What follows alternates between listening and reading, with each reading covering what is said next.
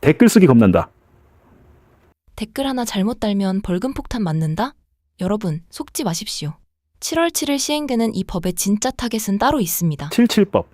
이 사람들이 이제 77법으로 부르는 게 조중동, 한동훈식 용어다. 이렇게 생각하시면 돼요. 77법이 아닙니다. 제가 다른 법을 말씀드릴게요. 이거는 기본적으로 일배방지법, 가짜뉴스 방지법 이렇게 불러야 되는데 77법이라고 이제 여기 지금 제목을 보십시오. 제가 이걸 말씀드리는 거예요. 이 제목. 댓글 쓰기 겁난다라고 돼 있잖아요. 그러면 댓글 잘못 쓰면 혹시 어마어마하게 우리가 돈을 뭐 물어줘야 되는 거 아니야? 이런 생각을 가지 않나요? 근데 이게 사실이 아닙니다. 댓글하고는 상관없어요. 이번 7일 모레부터 시행되는 거는 유튜버나 이렇게 방송하는 사람들이, 저 같은 사람들이 해당이 되는 것이지 이게 전혀 그런 관계가 없는데 이걸 좀 정리를 해봤습니다.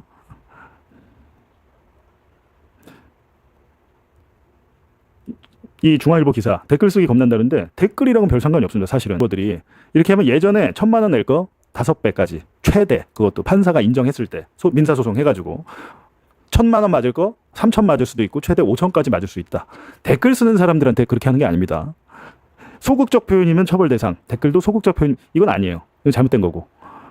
정부에서는 악의적인 정보 허위 확산 방지로 사회 피해. 근데 여태까지 사실은 이재명 대통령 관련해서 뭐 조폭, 이재명이 처음에 조폭 연루였다가 나중에는 이재명이 조폭 성남국제마피아파의 고문이 이런 되더라고요. 가짜뉴스 바로잡는 법인데 댓글도 못 쓰게 한다는 가짜뉴스를 퍼뜨리는 자들을 단죄해야 합니다. 지금 이렇게 조중동과 한동훈 같은 이준석 같은 애들이 이 지금 망법 7일부터 개정되는 걸 가지고 뭐 졸속이라는 정부 입맛대로 사정검열이라고요.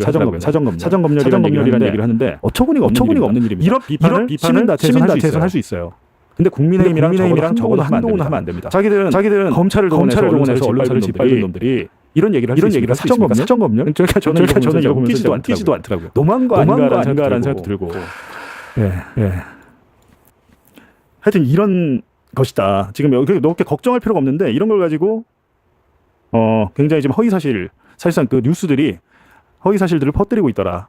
지금 제가 이제 한번 정리를 해봤습니다. 팩트 체크. 일반 누리꾼. 그러니까 댓글 우리가 그냥 여기다 쓰고 지금 여러분께서 여기 실시간 채팅창에 썼다고 해서 이 가짜 뉴스 7월 7일부터 이 다는 것은 댓글 다룬다고 처벌하는 법이 아니다라는 거예요. 예, 해당 없다 이거 아셔야 되고. 그럼 누가 해당이 되냐라고 봤을 때는 구독자 그리고 조회수 10만 이상 나오는데 그럼 저 같은 사람이 비판할 수 있죠. 저는 비판할 자격이 있죠. 저는 이 개정안에 이제 그 대상이 되니까. 그러니까 이렇게 어부를 하는 사람들은 비판할 수 있을 것 같은데 이거에 대해서 뭐 신문이나 이런 데서 공포감을 주니까 야 댓글도 못 쓰겠네 이제 정부가 입특막 하는 거 아니야? 아닙니다.